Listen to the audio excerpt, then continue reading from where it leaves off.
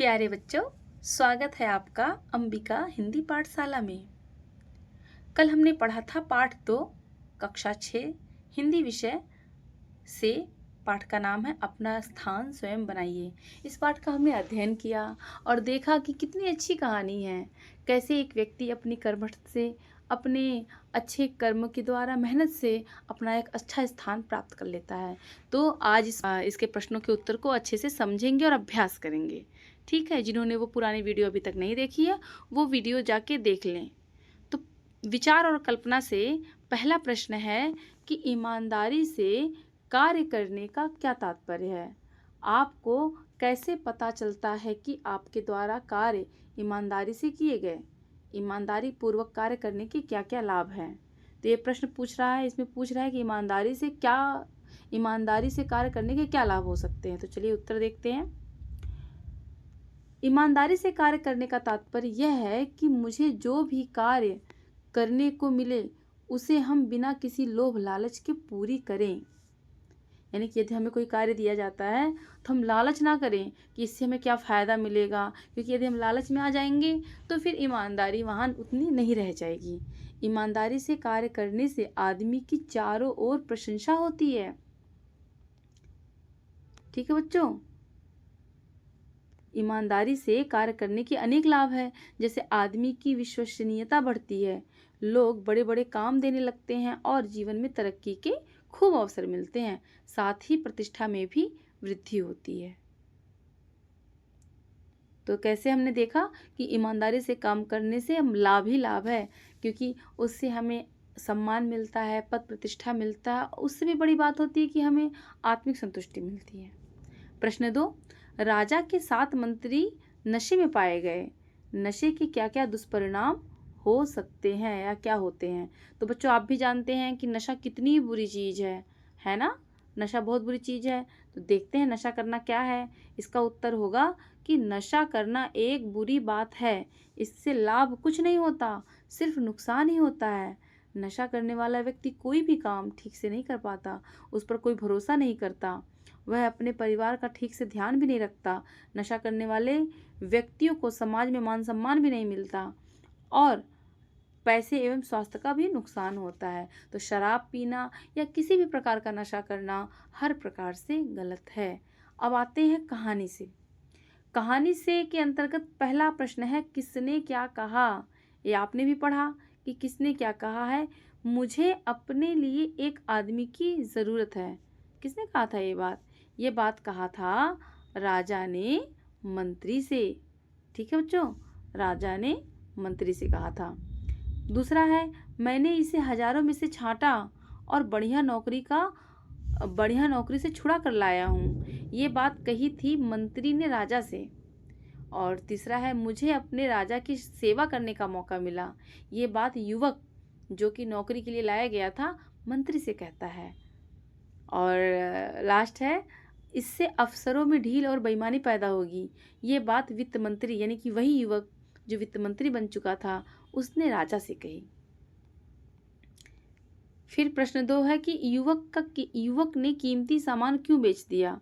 आपने पढ़ा था ना कहानी कि युवक ने सारी कीमती सामान को बेच दिया। किस लिए बेचा था? दफ्तर। इसका उत्तर है दफ्तर का फर्नीचर आदि सामान खरीदने के लिए युवक ने कीमती सामान बेच दिया। प्रश्न 3 है हुजूर, पैसा तो मैं भी डाल सकता था, पर यदि पैसा कम है और इसके लिए पूछताछ ना हुई तो अफसरों में बेईमानी और ढील पैदा होगी। वित्त मंत्री ने ऐसा क्यों कहा? ये भी प्रश्न बनता है। तो इसका उत्तर इस प्रकार है कि वित्त मंत्री ईमानदार प्रवृत्ति का व्यक्ति है। उसे एक पैसे की भी बेईमानी पसंद नहीं है। वह खुद जैसा ईमानदार है वैसा ही सबसे उम्मीद करता है और वह चाहता है कि राज्य के सभी कर्मचारी पूरी ईमानदारी से अपना कार्य करें। इसलिए वित्त मंत्री ने ऐसा कहा कि हिसाब होना चाहिए। अगर एक भी पैसे कहीं से भी कमी आ रही है, एक भी पैसे की, तो ये पता होना चाहिए कि वो कमी क्यों आ रही है। अगला प्रश्न है राजा ने युवक को प्रधानमंत्री क्यों बनाया? वही युवक जिसे दफ्तर में चपरासी बनाया था उसे प्रधानमंत्री क्यों बना दिया? उत्तर है राजा ने युवक की ईमानदारी और काम के प्रति लगन से प्रभावित होकर उसे प्रधानमंत्री बना दिया। तो बच्चों, ये तो यही हुआ ना कि ये व्यक्ति ने मेहनत किया और मेहनत से उसको एक अच्छा फल मिला। पांचवा प्रश्न है, कहानी में किस बात ने आपको सबसे ज्यादा प्रभावित किया और क्यों?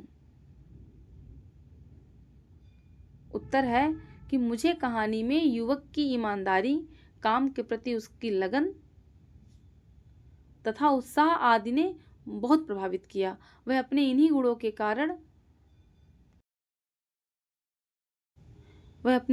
के कारण एक मामूली चपरासी से पहले वित्त मंत्री और फिर प्रधानमंत्री बन गया। सीख लेनी चाहिए हमें इससे। अब आते हैं भाषा की बात पे। भाषा की बात में प्रश्नोत्तर जो है वो व्याकरण से संबंधित है। तो पहला प्रश्न है, निम्नलिखित शब्दों के पर्यायवाची लिखिए। पर्यायवाची का अर्थ होता है कि जो एक शब्द है उसी अर्थ को प्रस्तुत करते हुए दूसरा शब्द। तो राजा का पर्यायवाची है नरेश, रात का पर्यायवाची है निशा, सोना का पर्यायवाची है स्वर्ण, दिन का पर्यायवाची है दिवस। यहाँ ये दिवस गलत लिखा है, इसे गलत दिवस ऐसे लिखा जाएगा, दिवस ऐसे लिखा जाएगा। खुश का पर्यायवाची है प्रसन्न और निगाह का पर्यायवाची है दृष्टि। प्रश्न 2 है, निम्नलिखित शब्दों के विलोम लिखिए। विलोम क्या होता है? किसी शब्द का विपरीत अर्थ देने वाला शब्द विलोम शब्द होता है, उल्टा शब्द।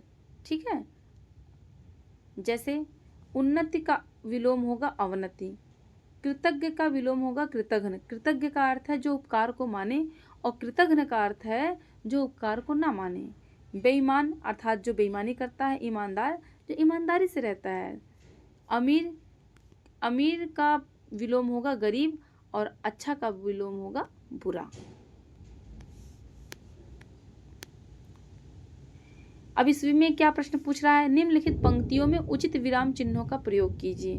विराम चिन्ह बेटा हिंदी विषय में विराम चिन्हों का बहुत ही अधिक उपयोग माना जाता है। विराम चिन्ह यदि गलत होगा तो अर्थ का अनर्थ हो जाता है। पहली पंक्ति है, पेन पेंसिल और रबर लिखने के साधन है।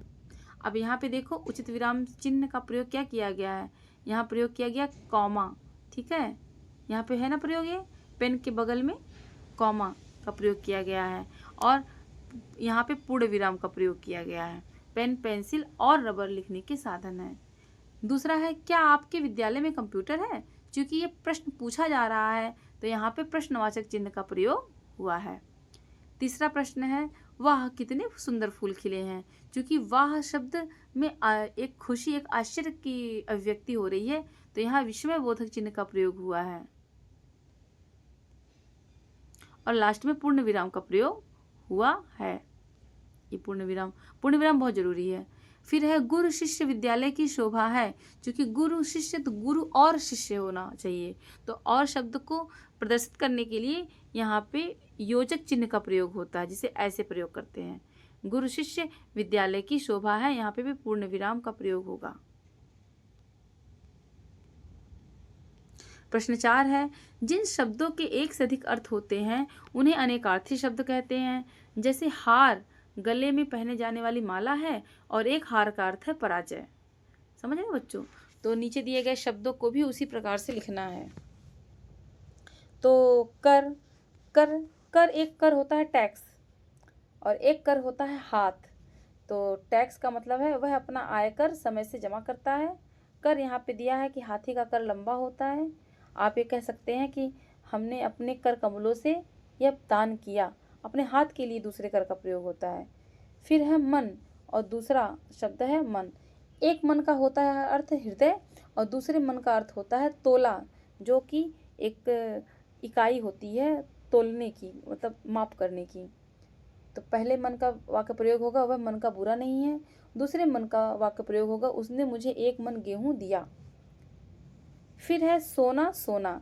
एक सोने का अर्थ है सोना एक क्रिया, जैसे कि हम रात में सो जाते हैं, और एक सोने का अर्थ है एक सोना जिसे हम आभूषण के रूप में पहनते हैं। तो पहले सोने का अर्थ है राहुल को सोने में बहुत आनंद आता है और दूसरा सोने का अर्थ है सोने के जेवर महिलाओं को बहुत पसंद होते हैं, सबको पसंद होते हैं, है ना।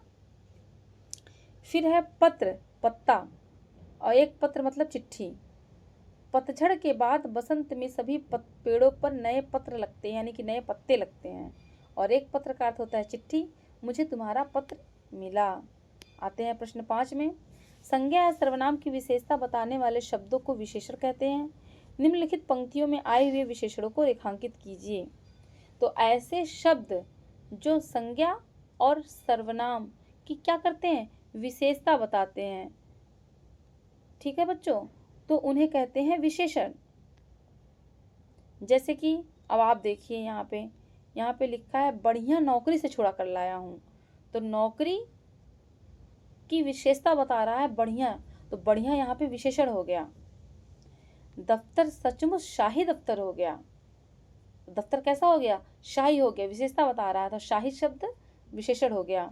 उन्होंने तेज आवाज में पूछा, तो तेज कैसी आवाज में, तेज आवाज में, तो यहाँ पे तेज शब्द विशेषण हो गया। उसने राजा को रद्दी लिफाफों की कहानी सुनाई, तो कैसा लिफाफा, लिफाफा क्या है, संज्ञा है, और लिफाफे की विशेषता बताई जा रही है रद्दी लिफाफा, तो रद्दी शब्द क्या हो गया, रद्दी शब्द हो गया विशेषण। सभी मंत्री महल के एक बड़े से कमरे में आए, कैसे कमरा भी आपका संज्ञा है, कैसा कमरा, बड़ा सा कमरा, तो बड़ा शब्द विशेषण हो गया। सभी मंत्री बहुत लज्जित हुए, बहुत लज्जित हुए, तो यहाँ पे भी लज्जित शब्द विशेषण है, हालांकि बहुत भी प्रविशेषण है, ये भी आप नहीं समझेंगे, तो लज्जित शब्द यहाँ पे विशेषण है। जो शब्द विशेषता बताती है वो विशेषण होता है, ठीक है। तो ये चैप्टर समाप्त हो गया है। इसका प्रश्न अभ्यास आप लोग अपनी कॉपी में भी कर लीजिएगा, याद कर लीजिएगा अच्छा से, और अगर कुछ पूछना है तो कमेंट के माध्यम से पूछ भी लीजिएगा।